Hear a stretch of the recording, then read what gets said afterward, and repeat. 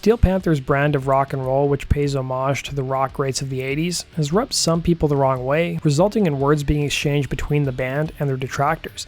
Today, let's take a look at which people and groups have called out Steel Panther.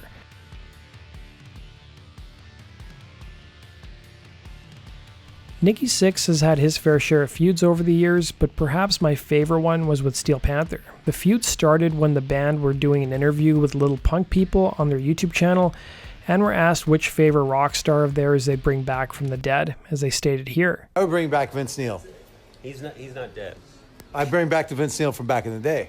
Oh, that guy's Yeah, dead. because that guy's dead. He's gone. You'd bring back John Bonham, dude. Oh my God. You know what? I would be too intimidated. And you know, he was probably exaggerating a bit.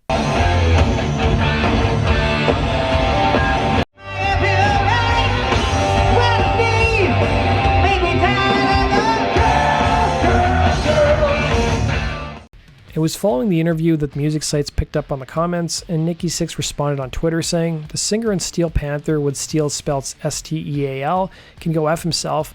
Wannabe band putting down Ed Vince Neil." He would also add that the band were backstabbers. Steel Panther had toured with Motley Crue a few years earlier, as guitarist Satchel told The Meltdown, saying, "There are bands that hate our guts. We did a tour a few years ago with Def Leppard and Motley Crue, and Motley Crue, they hated us. They wanted to kill us. Every night they wanted to kill us."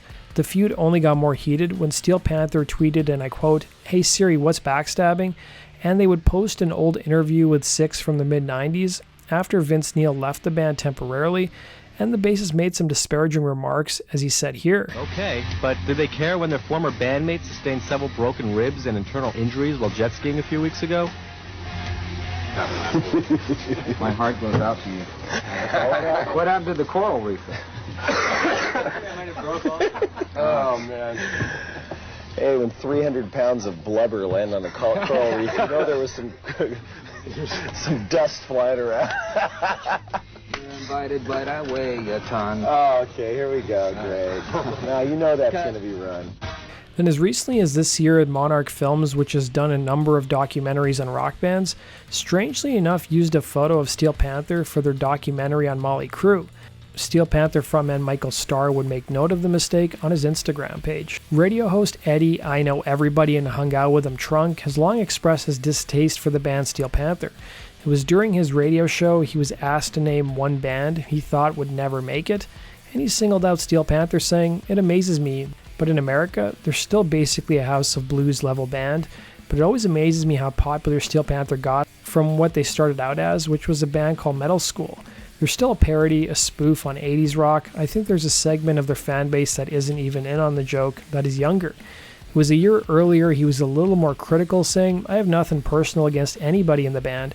They're good people, they're good players and all that, but it's a spoof, it's an act, it's mocking 80s hard rock. My time and energy are going to be invested into the bands from that era that are still trying to make new, credible, real music." The bass player Lexi Fox literally applies makeup while the show is happening. His hands aren't even on the bass because I guess they're running a track or something. Guitarist Satchel would respond to Trunk's comments, as he said in this interview. People that they look at the cover of the book and they go, "I'm going to hate that book. I'm not going to read it."